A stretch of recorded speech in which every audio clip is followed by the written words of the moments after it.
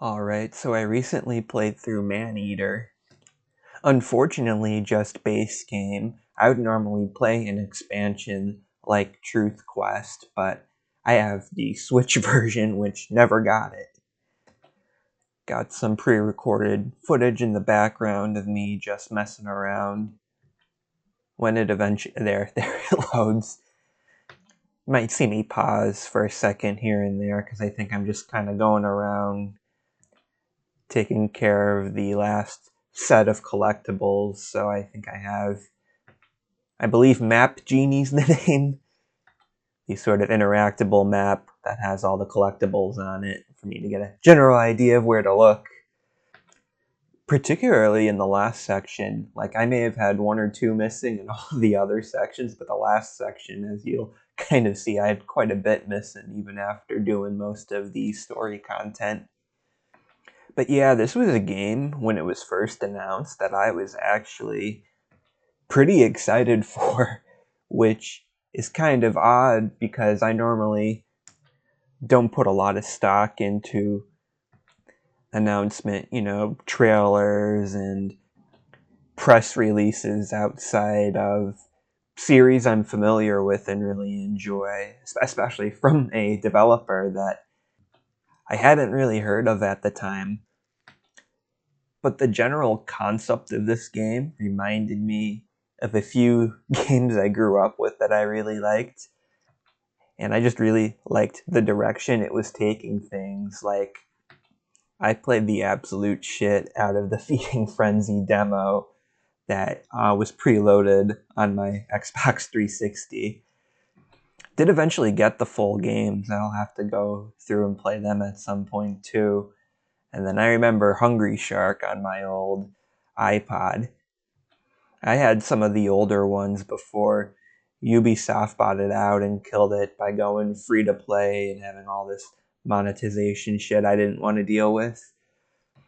First ones were good though, and this reminded me of them in the general concept of just kind of going around an underwater area, eating a bunch of smaller fish, leveling up, growing bigger. So, the big fish that you're avoiding because they can kill you, you can eventually eat them too. It's a very fun, addictive loop, and I just kind of felt like those other games kind of had, that side 2D view perspective, and taking that into 3D, big open world, RPG elements sounded like a fucking awesome idea. Almost kind of surprising it took me this long to get to it, because when it released, I just had a feeling it was going to end up on Switch, which would be my preferred platform at the time. There was no Steam Deck yet, and I would prefer to have, a portable on the go version if needed. I know nothing about what it takes to get a game working on another platform, but this title, little AA game, could use the boost from a really popular platform like the Switch, and it doesn't really seem to really be pushing anything beyond the capability of the Switch. But once again, what do I know? That was just kind of a general guess that wound up being correct. It came to Switch a year later, right in time for them to announce Truth Quest. So I did get it, like within a month or two of its release. But then I thought, it'll probably be another, few months, and they'll eventually re-release Truth Quest on here too. After about a year, I gave up on that, and at that point, like, the hype had died down a bit for me.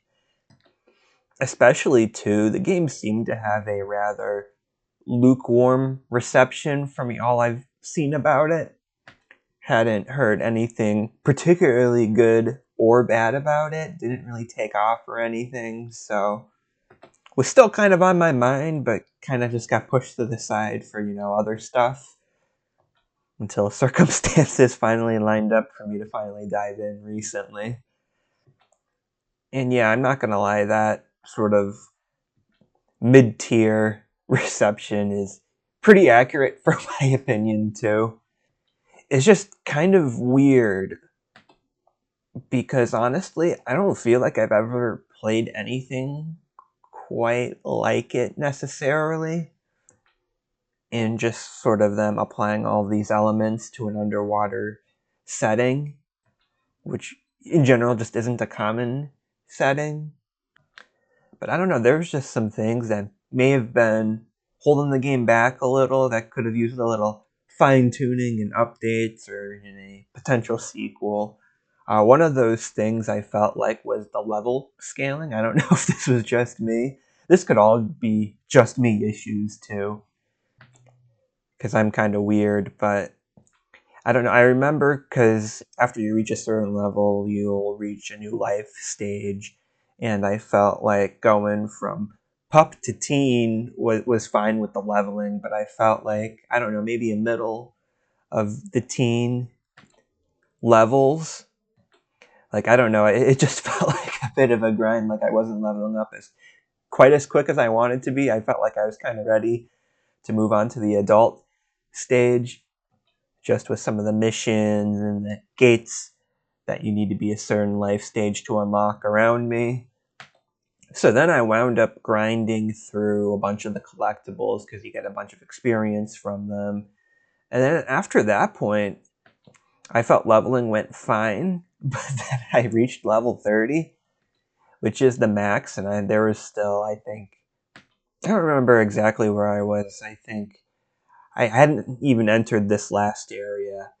I forget if I had been in the middle of the second to last or the third to last area. So when you're kind of going through the last 2, 3 areas without, leveling up, I don't know. I feel like there should have been some sort of post max level system where maybe you just, even if it's just a little reward, just to kind of keep some of that, I don't know, thrill and sense of accomplishment going. Like I said, I just feel like you lose a little something when you're not leveling up in this kind of game.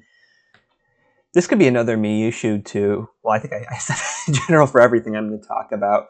So, with this in particular, though, I don't know if I just wasn't paying enough attention to some of the different tutorials and stuff they had, or if they in general just kind of didn't do a good job introducing a couple things. The first thing was the bounty hunters, because I'm not gonna lie, when I first started the game, I was trying to go a little more low key, not thinking that the bounty hunters would probably scale with me leveling up, but didn't really, until I reached later stages, gain a lot of, the infamy that would attract the bounty hunters, only to kind of then get locked out of the story because you had to have had, I believe at the time, the first bounty hunter done. So I was a little confused, thinking I was locked out of progression for some reason, but I eventually figured that out. That was a little weird. And another thing, too, I don't even think I knew when I was recording this footage. I think it was my very last session when I went back to do, just a few final things. One of which was unlocking the gates, which you need to throw fish at, which was something I didn't even know you can do. Like I said, this was all the way at the end of the game. I mean, it wasn't something you really needed besides that. Although I do think I kind of get it, but I think it was a kind of a shame too that you couldn't throw fish to get some of the license plates that are hard to reach. I mean, I don't know. Maybe it would have made combat a little better. Some of this stuff relating to the throwing, kind of relating to another couple topics we're going to talk about. So I don't know if it would have enhanced the game too much, though. But it's just still kind of weird to once again be, pretty, I would say late game, but I guess this would be more post game since everything was pretty much cleared at that point. I did enjoy exploring the world, though, and finding all the different collectibles. I got all of the tourist signs and chests, but there was just, I don't know, maybe like a handful of license plates. I don't know, it was just getting a little too frustrating and not worth the effort. Like I said, you can't throw fish at them, and some of them are pretty high up in the sky, and it's kind of difficult because you kind of have to plunge out of the water in a very certain specific angle, and then after that, I think, because it's what I saw in the one guide and what I did to get a couple of similar license plates, you kind of have to bite and hope it kind of continues to go in that direction, because you'll kind of plunge forward a little bit when you bite. And then if you kind of get it, because there's like auto aiming, like hopefully before that second bite, you're auto aimed at the other one and position well enough to actually land and hit it, which was, with combat too, because that was another thing I wanted to talk about. It just wasn't super fun or fulfilling. Like I said, I felt like your tail attack, didn't cover enough range to really be viable a lot of the time. So you're left biting, which I just felt wasn't. I know sometimes you would miss, but other times, I don't know. It felt like you're kind of going in blindly and just spamming bite, hoping something hit. Because sometimes even when you're auto-targeted, it just kind of felt like you weren't necessarily going exactly where you needed to go to get what you were trying to get. And even some of you kind of have like a super attack you see there. I don't know if you'll see me use it in this footage, but you kind of press X and then, I don't know, under specific conditions, you might emit like a poison cloud or an electric field or something for a little bit. And that was fine, but it also didn't feel like as super rewarding or, useful like other super attacks are in just other games with, a combat focus. So I don't know. I feel like this game would have benefited greatly from a completely overhauled combat system with, I don't know, maybe some sort of combos, some more interesting special attacks. Even if they keep this as kind of a buff, if they do some sort of separate super attack that's kind of, a little more harder to get with some more, I don't know, fun animation, taking out a little more damage on your enemies. Even when you go above land and you're kind of being targeted by a bunch of, it's not the bounty hunters yet, but like Coast Guard or whatever they were. Like I felt like that kind of came down to jump bite. And that was a little more fun to, be dodging all of those attacks, but I just kind of wish there was even a better, more approachable solution for defense too.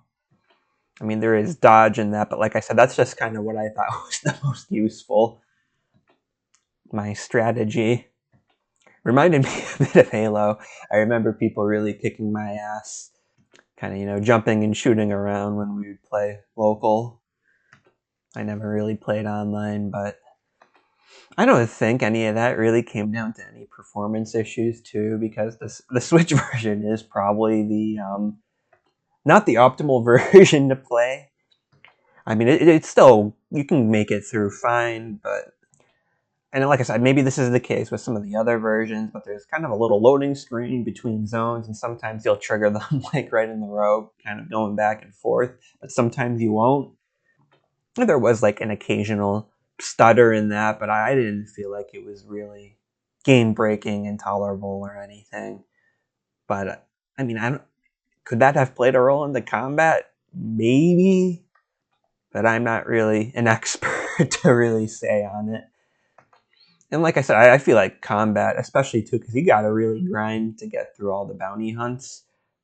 It's a pretty big part of the game to kind of be mediocre at best. Like I said, other than that, exploration was fine. And leveling up, I mean, like I said, I had my issues with it, but it was still a little more acceptable, I guess. Like I said, the combat was just a really big thing, I feel like, to really not nail, and I kind of, the thing that I felt like was holding the game back the most. I felt like upgrading your stuff was pretty fair, though, I will say. Sometimes I know that can get a little grindy, too, but I played through all the content, unique content in that, like I said, other than a few license plates. And I think I had everything upgraded all the way except one thing. And even then, I think it was level 4 or 5, so I wasn't going to do any grinding for it, but I was pretty satisfied and happy with that. I don't know, maybe if I got all the license plates, I would have been willing to grind, and then I can say 100% at everything, but I wasn't willing to make that step, which is, unfortunate. Not great when something just sort of convinces players of the game to not, want to 100% do everything if they're that kind of player. But I still think if the general concept seems okay, I know it's just kind of a mediocre game at best, but I feel like if it sounds interesting, it's still kind of worth a shot. Maybe it'll click better with you. And like I said, at least for a little bit too, like there isn't anything that I'm really aware of, and I'm once again could be completely wrong, that's really like this. So I still think it's, especially if you're already interested in an experience, worth at least trying to have. But I can 100% completely understand if you just don't gel with it and don't really, go too far with it. I don't know what it goes for on sale now. It's not a super long game either. I think this was like 10 to 15 hours. I know Epic gave it away for free for a bit, so I have it on there too. And I would play Truth Quest on there even, but from what I understand, it's not a separate thing, so it's not like I can just kind of hop in with a fresh save. And I just kind of saw stuff that the Epic Game Store wasn't good if you wanted to import. Like if I found someone else's save with the campaign already complete.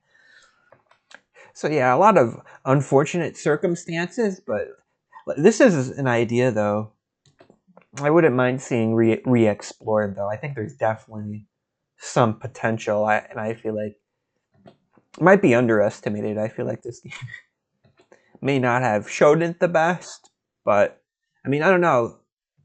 Like I said, I'm not a designer or developer. Maybe there isn't much you can do, unless, I don't know, maybe if you do, some sort of big shift, and I don't know, switch up the protagonist from like a shark to, I don't know, a hunter diver or some other cool or even, made up fish that might have more options for combat.